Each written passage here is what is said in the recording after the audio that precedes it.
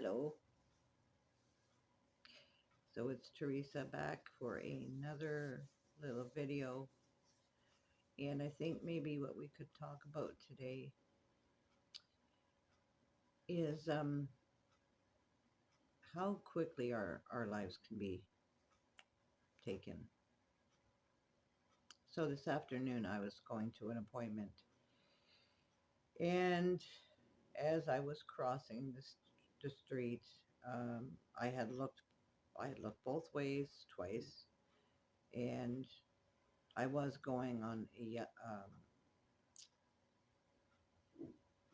I was going on a green light that was turning yellow. No, sorry. I'm sorry.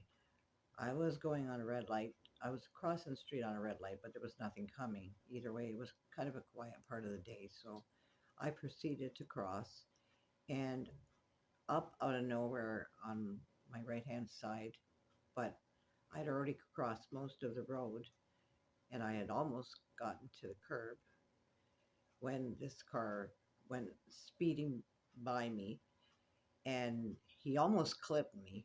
But I was walking with my walker, so I didn't notice until he laid on the horn, and then I was shocked. And you know, he I was like, I didn't even really know what had happened until he laid on the horn right through the intersection, and he was actually speeding up through a yellow light, so he was trying to beat the light, but he's honking at me because I happened to be at the end of the roadway when he was going by. Like, I don't know what the problem was, but he certainly had enough room on both, like, he had enough room to go around me. He wouldn't have even had to go around me that much because I was almost right. Like, the curb was there, and I was like right there. Um, I maybe two more steps and I would have been up the curb. So that's how close I was to it. And he had the audacity to lay on his horn behind me. Anyway, moral of the story is I turned around and realized how close he had gotten because I could feel like I could see the car and I could feel the wind and hear the horn like just blaring in my ear. And it was startling. Um, and when I realized what had happened, like just like that, um, and I'm like, holy shit, like I went up the curb and I didn't realize there was anyone standing there because when something like that happens, you go into an immediate shock. And I'm like, holy shit. I was more surprised at him laying on the horn like that. Um, he was in the wrong. I wasn't.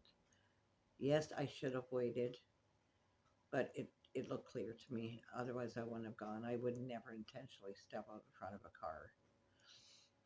So, but in that split second, my life could have been taken out that quick. And my son had an experience a few nights ago where he witnessed an accident, and one of the girls she was killed, and he saw her going up the hill. She had gone out the window because she hadn't been wearing her seatbelt. She'd been an 18-year-old that was from not too far from where we are. Um, but she had wandered up the hill, and then her friends came up after her, but they were a little more delayed, I think, because they were probably still in shock at the bottom of the hill, still inside the car. But anyway, my son and his buddy stopped the truck and put the four ways on so that no other traffic would hit this girl, because when she crawled up the hill, I guess there was two or three other cars that hit her. She was alive, but when she got to the top of the hill, she was on the highway, like on the shoulder of the highway, but like close enough that she was crawling into before they could get a hold of her and tell her to get back.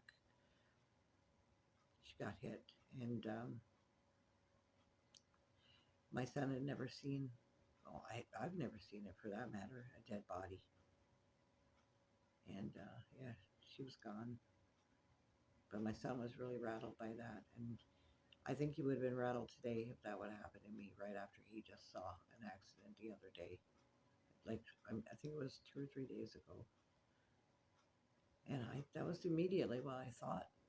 I thought, like, poor, poor kid, because, when he was telling me about it, he was pretty shaken up. I would have been too. And then to realize that this girl that you're trying to get out of the car to save her from coming back up the hill, and then before you can get out of the vehicle, she's been hit twice. The cop said twice. People, slow down. Everybody's speeding because it's that time of year. Everybody's out just getting last minute gift ideas, or maybe some haven't even started their shopping.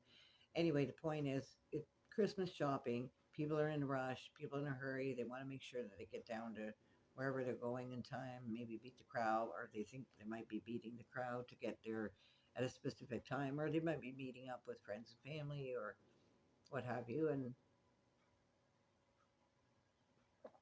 these things can happen in a snap, is what I'm saying. Slow down out there. Take your time. Don't be in a hurry. Plan your trip ahead. If you're going to go shopping the next day, have a plan. Have a game plan. Plan where you're going to go, how you're going to get there, the routes that you'll take, the speed limits. Do you have any school zones involved? Are there any highways? Are there any busy streets and intersections? And are there a lot of crosswalks? And you've got to be looking out for pedestrians and people that get out of their cars and dart off into the street, and people like myself that are crossing the street in with a walker, or a wheelchair, or what have you. We all need to be looking out for each other. And yeah, it's just a crazy time of year. And excuse me right now, my teeth are in the shop, like, for real. I had to go back in to get the rest of my, well, I already had the two teeth for the flipper, and now I have two more teeth to add to it. So I think that might actually be better, even though I don't want to lose any teeth at all. I think it might be better because these other ones will hold those two in. I think it might be a better fit. I'm starting to run out of teeth. Well, if the top ones all fall out, I'll just be getting a top denture. That's it. I won't be getting a bottom one. And then I asked my doctor if he would give me a prescription for Glucerna, which is a meal replacement. This is onshore, but that's basically what Glucerna is. I had to buy that. It's not covered. He won't cover it for me either. He said, you don't have terminal cancer and you're not emaciated. So I said, well, what about my teeth not being able to chew much? And I'm pretty limited. Like, I'm basically on a liquid diet. I can't eat cereal if I let it go really soggy, which is just lovely. Nobody wants soggy cereal unless you're a baby. Yeah, I was thinking of grabbing some pablum. I guess oatmeal would be the next best thing. But no, he said no. And I'm waiting to hear from Salvation Army because I want to help them in their yearly kettle donation thing. People go to malls and they ring the sleigh bells or whatever, greet people, and hope people will put money in a little ball for Salvation Army. Salvation Army helped myself and my son years and years ago when we were down and out. We didn't have a lot of money for Christmas, so they helped us out with. We really lucked out this one year that they sponsored us. We got the whole meal and all the fixings and just everything fancy that you could think of for a full meal, a turkey dinner, and even down to pumpkin pie. He got clothes. Excuse me. He got clothes. I got clothes. Um, I remember I even got a leather jacket, which I don't know to this day what happened to it. I think I ended up trading it. But anyway, yeah. And then I ended up trading the one I got. The one I traded my other one for, I ended up trading that one. And then the lady I traded it with, I would have got it back from her because she passed away, but I forgot all about it because in her passing, I was grieving, so I wasn't thinking about that leather jacket. I was thinking about the grief of not being able to see her and spend time with her anymore. I really miss my friend. I used to go up every couple of days and have tea with her and shoot the breeze. And she was born a couple of years before my father, so she died last year, early last year, and she was 89, so she'd been 90, going on to 91, or maybe 90, 91, yeah. I believe her birthday was in October. Yeah, so she'd be 91 now. And I don't have her daughter's number anymore to get her address to find her. To send her a Christmas card, but she's in my thoughts. So, Susan, if you ever find me, you know it's Teresa. And please call me if you still have my number.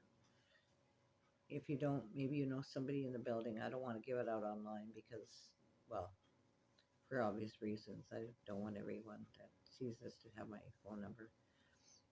But yeah, if you ever do see this, Susan, I hope that maybe you'll get in touch with me. I'd love to hear from you. And yeah, since that friendship, I haven't gotten friendly with anybody, not to that degree. I mean, I go downstairs and participate in some of the activities that we do, but I never found another friend to go have tea with.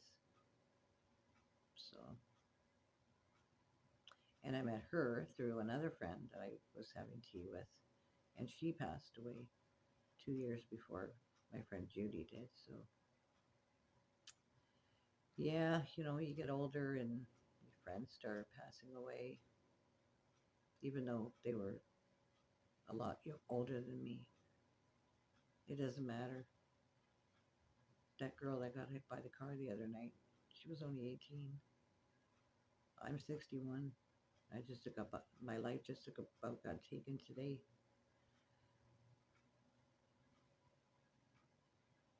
And I wouldn't want to put my son through that, or anyone else that cares about me. And I was so rattled from it. I was on my way to my counseling session, and I just turned around, came back home, and sent her an email telling her what had happened. I was just so rattled. I had to go. I had to come back home. Plus, I thought I left my door open. So it was just like one bad thing after another from the time I stepped out the door. And usually with me, bad luck comes in threes. So I thought, you know what, I'm going to go home before something else bad happens. Who knows? Maybe the session wasn't going to go all that well. Maybe next week will be better. I hope.